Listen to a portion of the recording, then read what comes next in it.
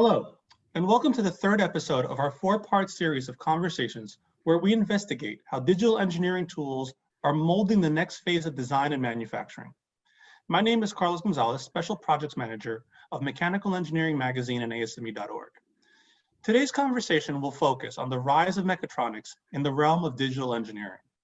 Joining me today are two guests who will discuss how we can define mechatronics in a digital engineering space, how it's being implemented, and what engineers need to know to make the best use of today's integrated design tools.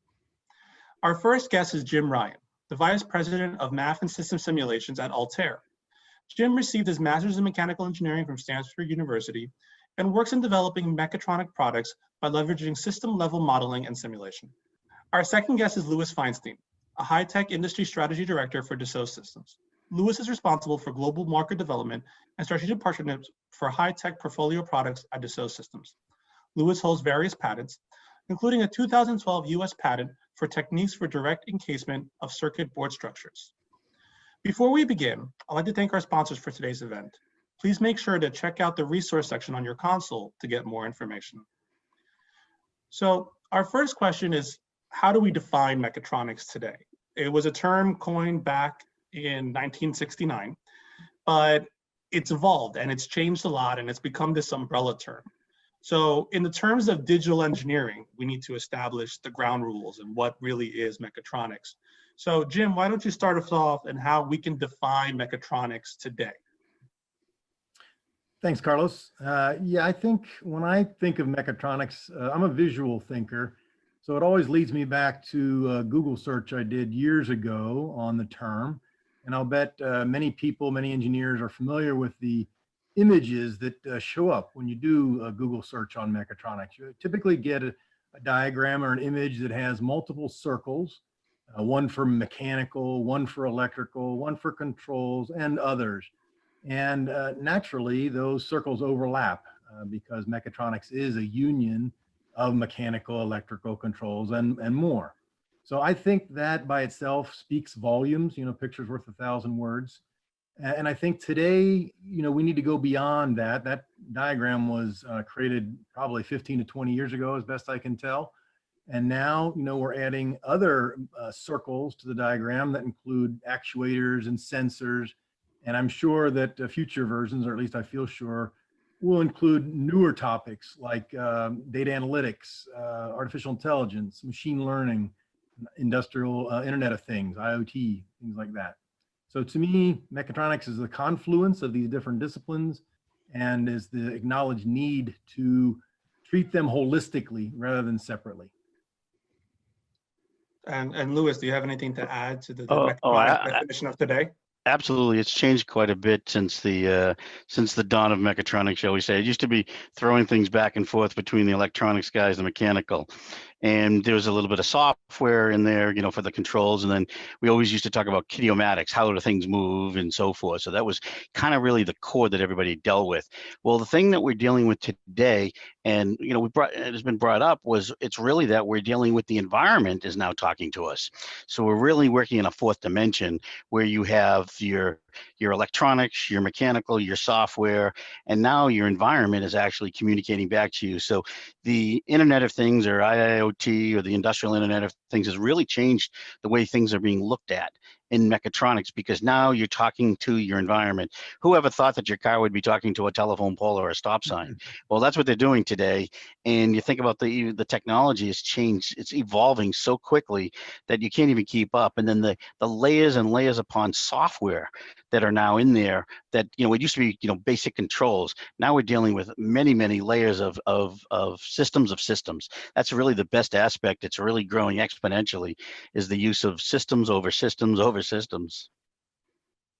So, in general, I think to both of your points, mechatronics is this merge of different engineering disciplines, kind of coming together. What was once siloed is now overlapping and joining and becoming one industry or one discipline. So, Louis, could you describe some of the barriers engineers maybe have experienced in working with different engineering departments and why we're now shifting toward this more unified approach? Well, traditionally, electrical engineers, mechanical engineers worked in their silos. It's kind of a multiple projected puzzle here is they worked in their silos, and then they had expertise within those silos.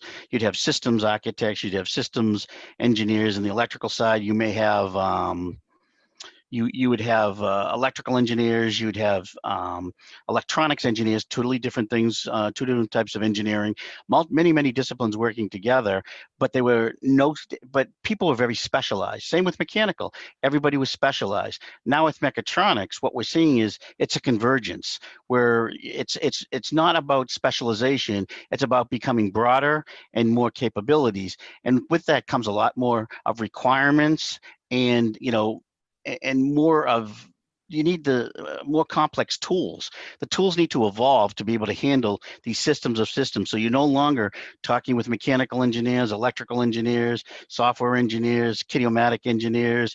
They're all talking the same language now, and it's a huge change where there's the specialties, the walls between the specialties even within the disciplines have been taken down. So electrical engineers will do the design on the printed circuit board, and mechanical engineers will go in and put the printed circuit board in the design.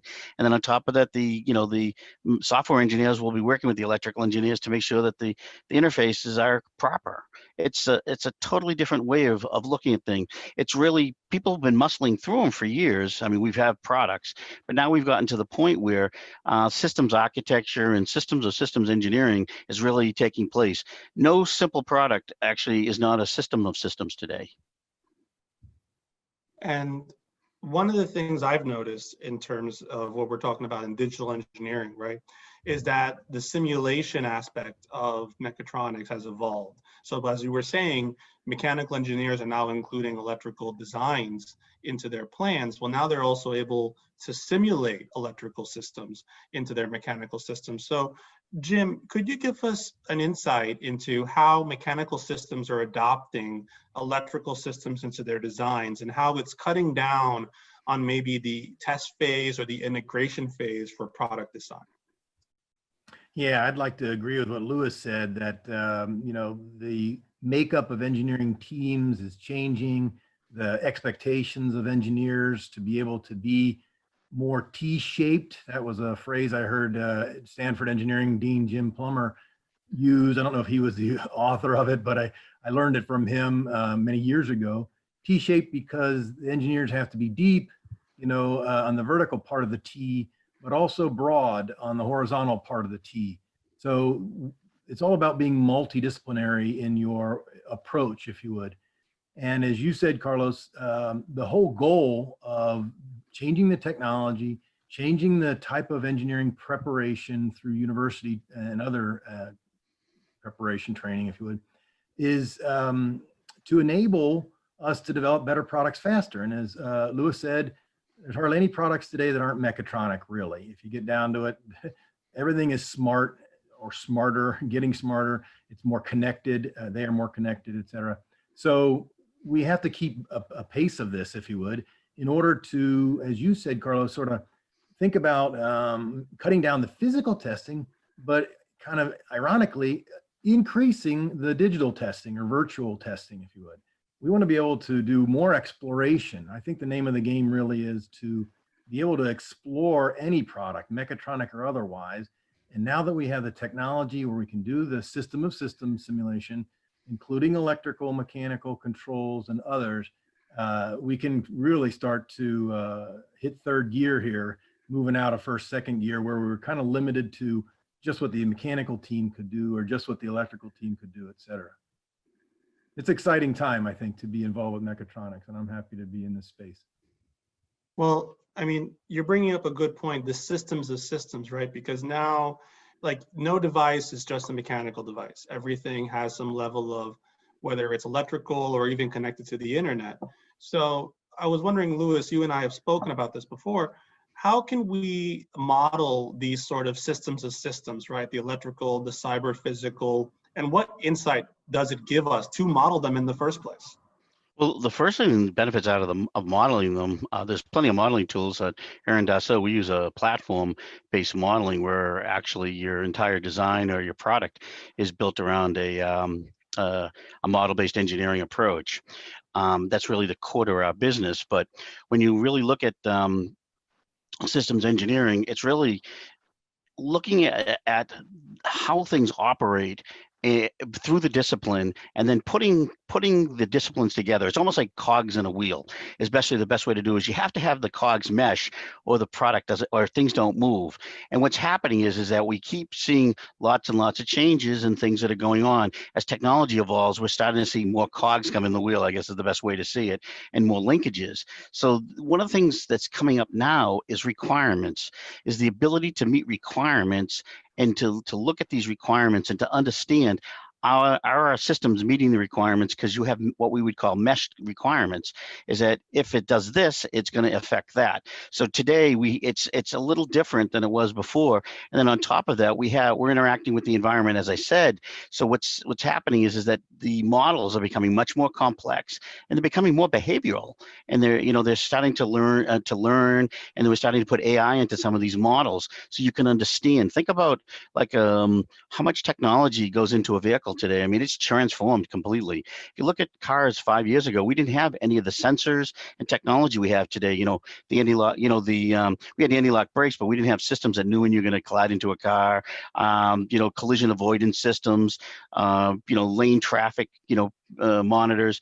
That technology is all a bunch of new systems that keep getting bolted on to an older system. So you think about it, it's the rebirth of systems. So how do you do that? With requirements, because you have to make sure that all of your requirements are met through the systems. So with these digital tools, we're allowed to design put your requirements in. So really your requirements take legs, I guess is the best way to say it, and they become intertwined with both your simulation and your design, because you have to design and simulate in these new systems, because you really want to measure twice and cut once with some of these products. They're very complex. Most products today could have tens of millions of lines of code. How do you, software-driven products? And so it really becomes really complex. And without having the requirements and the systems architecture, or the systems to guide you as a roadmap of how they go together, how do you put the pieces together? And at the end of the day, know that everything's going to work. Because today, you're working across disciplines, and you're working as Jim has said, these engineers are going very deep into multidiscipline, and they go very wide. So these systems become very intertwined and pretty complex. So you need to have a roadmap, and the requirements and the systems tools really help us to achieve that. And in that collaboration, I know that Jim, your company Altair, works on how to kind of cross that barrier so that different organizations within a company can share and collaborate on models. So maybe give us an insight into how the industry today is kind of fostering that collaboration through digital tools. Sure. If we go back to that mechatronics diagram I mentioned earlier, that I think many people are familiar with, it has the circles that overlap and intertwine. We're seeing that companies are trying to get their different engineering teams to work together naturally, more so, and in a more streamlined way. And there really are multiple approaches that they're taking. None of them are good or bad, or I should say right or wrong. Some are perhaps more mature than others. So there's sort of a natural starting point, which is to, I tend to think of the word extend. Let the mechanical engineers extend what they can do, maybe helping them see how a control system is going to affect their mechanical system. Or inversely, help the controls engineers extend what they're doing to model a control system by having the mechanical plant model readily available to them. So that's really the first way that we see companies changing. Then next, of course, is the idea of integrating these teams more closely together rather than letting them work in silos, as Lewis talked about. We're seeing exactly the same thing. Companies know that that's not desirable. They want these teams working closer together, but the question is how? So the notion that these teams that typically use different tools, as again, Lewis said, you got multi-body guys on the mechanical side, you got the electrical guys who think in signals. So they work with different tools. You got the traditional 3D, CAD-based analysis and simulation tools that Altair has a long, rich history in. And now we've got to really merge those. This convergence and merge theme keeps coming up, I think, for good reason. We need to merge those with 1D block diagram type tools for control system design, or 0D equation-based modeling and reduced order models, if you would. So it really is, as Lewis said, having the right tools at the right time, different tools for different jobs, but then enabling the tools and the people to work together. Back to that, I guess I would say the third. So if you go extend is 1, 2 is integrate, 3 I would say is the holy grail, automated design exploration. That's what every company wants to do as they seek to make better products faster. But they can't really do that if they don't have holistic digital twin models of their mechatronic systems. And I fully expect digital twin and mechatronics terms to blur going forward, because everybody wants the digital twin in their product. And as Lewis said, all the products are mechatronics. So that's where I see extending and integrating and then automating design exploration.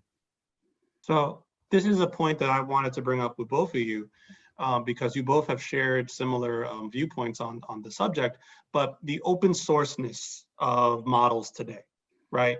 We all know that customers have a mix of software. They kind of tend to, whatever they want to use best, they'll use for certain things, and then they want to use another software for a different process. And in the mechatronics world, when you're trying to integrate all these different platforms together, I'm assuming that we need an open source sort of a mentality when working with these processes, because how else could engineers work together if there isn't some sort of open platform for engineers to collaborate on? What do you think the industry is responding to this, and kind of, is it pushing it forward, or is it adopting this sort of policy, and how can engineers kind of take advantage of it? Why don't we start with you, Lewis?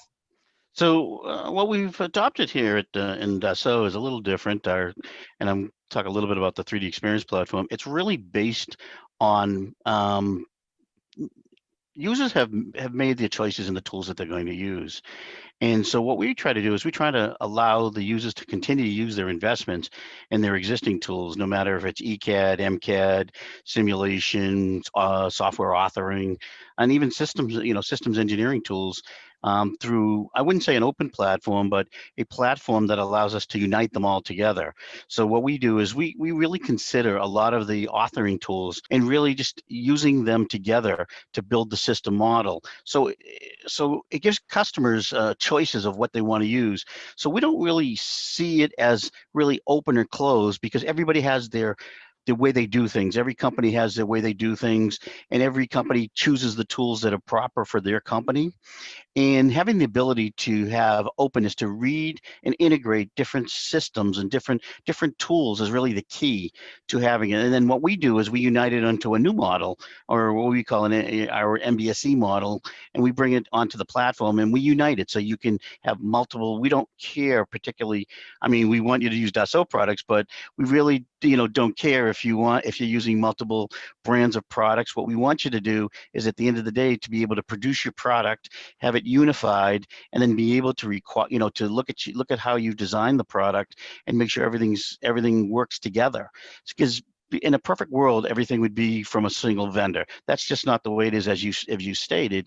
So the idea here is that mechanical tools are becoming pretty much commodities. Same with ECAD tools. When you look at you're seeing consolidation. You're coming down to 3 or 4 brands, and of focused tools. And then the same thing with systems engineering. There's an open, openness to share between the tools. But at the end of the day, what we're looking for and what we provide is the ability to take anybody's tools and integrate them on a platform, so that everybody can share the same data, single source of truth for all the data. And what we do is we create a model based upon all the different data.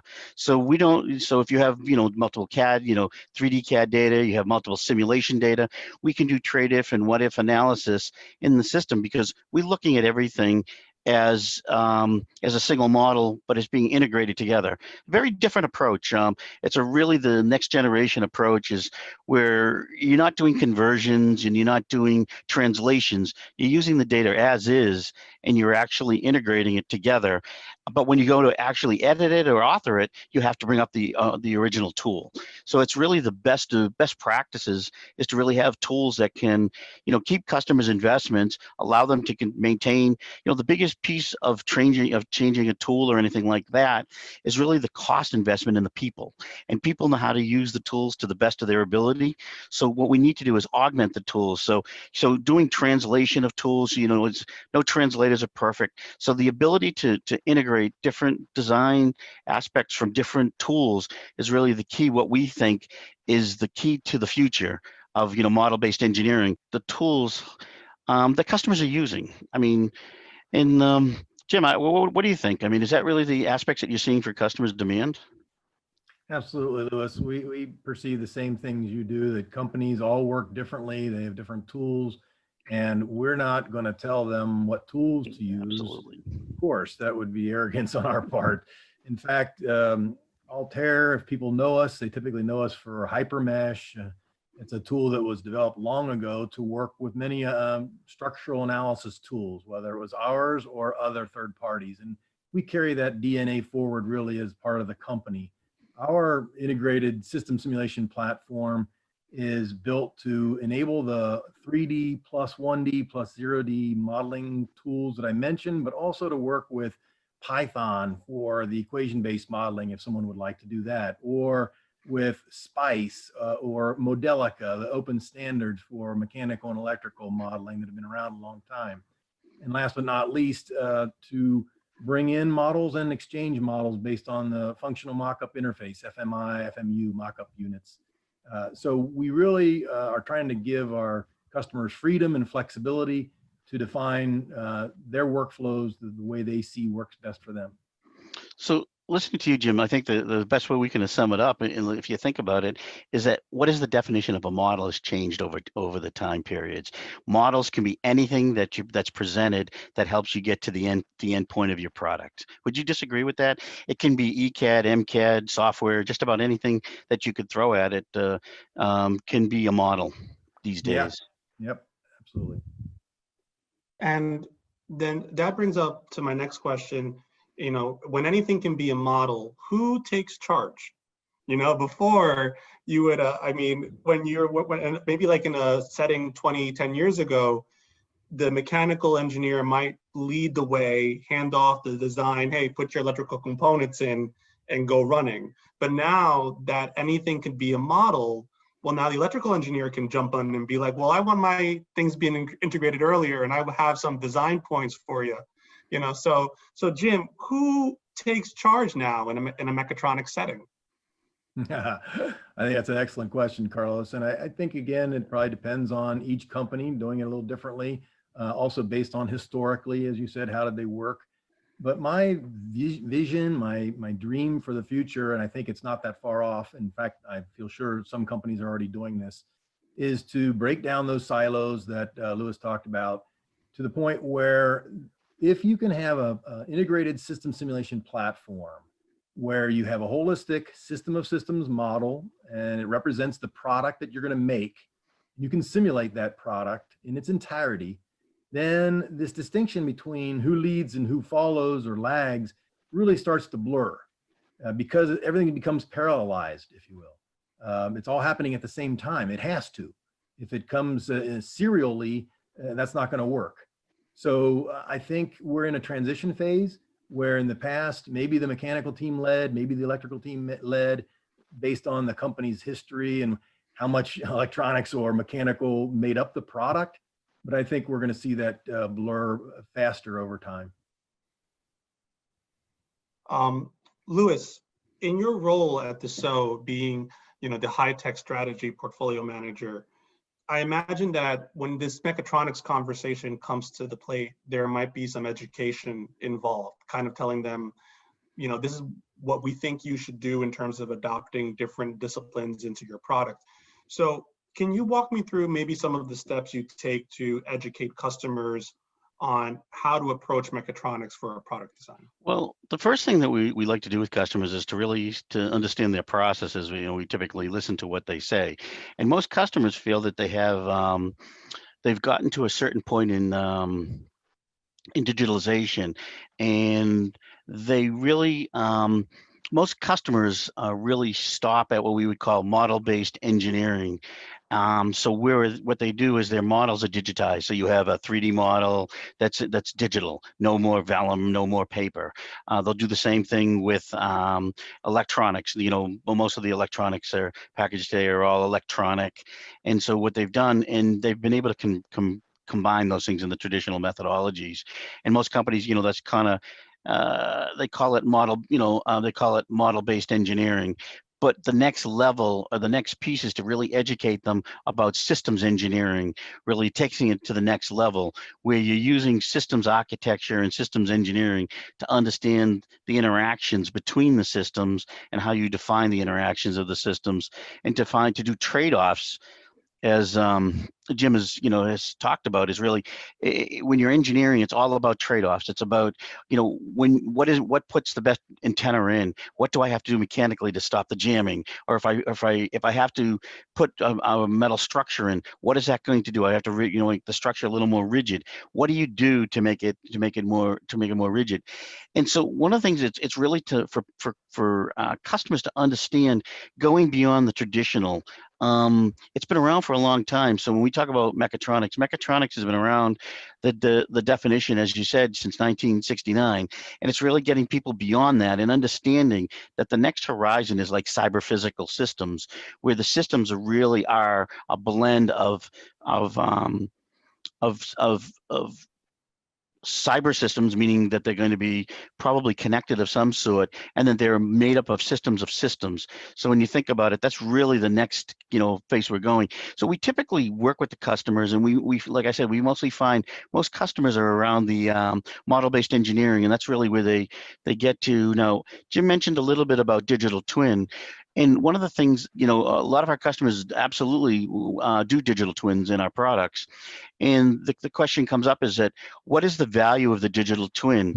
And it's not the actual, the old traditional thing was, teaching people, they would like to see kinetics. They'd like to see the objects moving and such. It's not that anymore. The real digital twin is to have a real digital mock-up of your product and understand how you're going to build it, how you're going to produce it, when it moves, when it twists. How do you do all that? We do a lot of what we would call virtual prototyping. So basically, you do the measure once, cut twice. So it's really taking customers that do traditional laboratory measurements or do measurements and really getting them to understand the aspects of both, simulation design or simulation-driven design, and also understanding how they interact with these, new cyber systems that are coming out. And it's very interesting because, like I said, most customers are in this digital world, but getting to the next level takes a lot of education and a lot of time, because people don't really understand or grasp, what you need to do to go to the next level of systems engineering. Jim? No, I think that's a great point. I think the introduction of systems upon systems is really the barrier, trying to get out of that mentality of only deal with this. Jim, what do you guys do in terms of bringing some people on board into a project that has different disciplines and crosses different disciplines? Very similar to what Lewis said, although I guess I would just add that, and he probably won't find this surprising or different, most of the companies don't realize how fast the technology has moved, and they're not aware that they can do some of these things that we're trying to help them do, which is to enable their engineers to reach across the aisle, share models, streamline the workflows. As Lewis said, I love that, and that imagery, used to take your model from the electrical team, throw it over the wall to the mechanical team, and hope that they could use it in their software, typically different tools. You had to do a translation of some sort. Sometimes things got lost in translation. And those barriers are falling, and for good benefit to all mechatronics product makers. And we're happy to be part of this movement. And that leads me to the final question for the conversation today, is the future, right? We're still realizing, even though mechatronics is probably an old field of study, it's novel in its use today for digital engineering, and there's still some education needing to happen, not only at the industrial level, but also at the school level, So in terms of future engineers, right, the ones that are graduating within the next 5 to 10 years, let's say, what can be done in the school or university level to kind of teach students, the engineers of tomorrow, about how to apply and use mechatronics in this digital space that we're discussing about today? I'll throw it over to Jim first, and then we can go to Louis. This is one of the most exciting things I've been a part of in my 30+ year career in CAE. We are partnering with a company called Chrome, who focuses on academia. I had the good fortune of meeting them at the 2019 ASEE annual conference where we were both exhibiting. This company makes mechatronics hardware kits as a way of enabling project-based learning, which every university is keenly interested in. And these kits are phenomenal. They're robots, they're ball balancing tables. So they involve all the components and subsystems we've been talking about, the multidisciplinary. It's mechanical, it's electrical, it's controls, it's motors, actuators, sensors, et cetera. So it's wonderful for us to be partnered with them. I'm excited because it's a natural thing for universities and faculty that want to teach mechatronics to want to use physical devices, and then the digital twins, the physics-based models of those same devices. This again gives the universities incredible freedom and flexibility. They can work in the hardware, hands-on. Engineers still love to do hands-on, of course. That's how we learn best in many cases. But now you get that virtual hands-on, if you will, because you can change that design and do what-if studies, as Louis talked about, which is at the core of innovation. And really the best of both worlds is to use them in tandem, the virtual prototypes of these mechatronics kits and the hardware themselves. And of course, we're scrambling to develop useful courseware that faculty can use to teach these future T-shaped engineers, if you would. And then last but not least, the fact that universities have been moving for multiple years now to more team-based learning really does enable the mechanicals and the electricals and the controls guys to come together and work as teams on mechatronic systems, which is just unbelievable. I think things are moving fast in universities, and we need that because companies need to benefit from students who can come out and hit the ground running when they join those companies. That's great. And Louis, same question. What can we do for the future engineers?